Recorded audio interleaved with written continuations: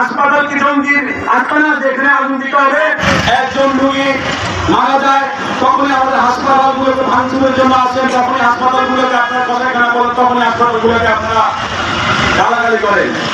কিন্তু আপনারা এটা একবারও চিন্তা করেন না যে কত হাজার রোগীর মধ্যে একটা রোগী মারা গিয়েছিল, কত হাজার রোগী এখানে চিকিৎসা সেবা নিয়ে হাসিমুখে এই প্রতিষ্ঠান থেকে হাসপাতালগুলো থেকে বের হয়েছে।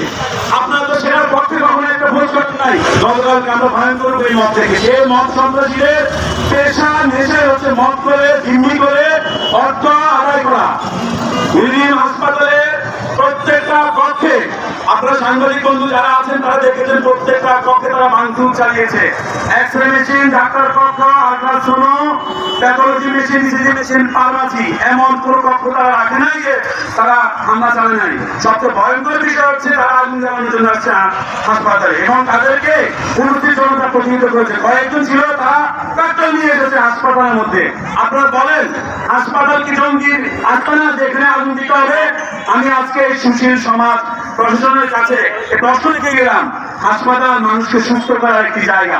আমাদের মধ্যে যদি কোনো অনিয়ম থাকে, এই রোগীকে চিকিৎসার মধ্যে যদি কোনো অনিয়ম থাকে, আমরা সতর্ক আইনের প্রতি শ্রদ্ধাশীল।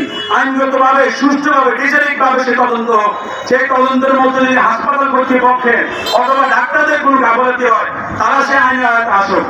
মাননীয় জেলা প্রশাসক, মাননীয় সুপার, পুলিশ সুপার মহোদয় এবং সিভিল সার্জন এবং সাংবাদিক বন্ধুদেরকে বিনীত অনুরোধ করবো, আপনারা প্রাইভেট হাসপাতাল সেক্টরের পাশে দাঁড়ান। আমাদের যারা রাজনৈতিক নেতৃবৃন্দ আছেন তাদের কাছে আমরা উদ্যত আহ্বান জানাতে চাই, আগামী 24 ঘন্টার মধ্যে যে সন্ত্রাসীরা রাজনৈতিক পরিচয় দিচ্ছে তাদেরকে আপনারা দল থেকে বহিষ্কার করেন।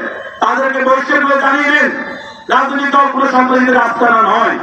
যে সন্ত্রাসীরা এই মত সৃষ্টি করেছে তাদেরকে যদি 24 ঘন্টার মধ্যে আইনের আওতা না আনেন তাহলে আপনাদেরকে জানিয়ে যাচ্ছি শুধু লক্ষ্মীপুর না, সারা বাংলাদেশে বেসরকারি স্বাস্থ্য সেবা অচল হয়ে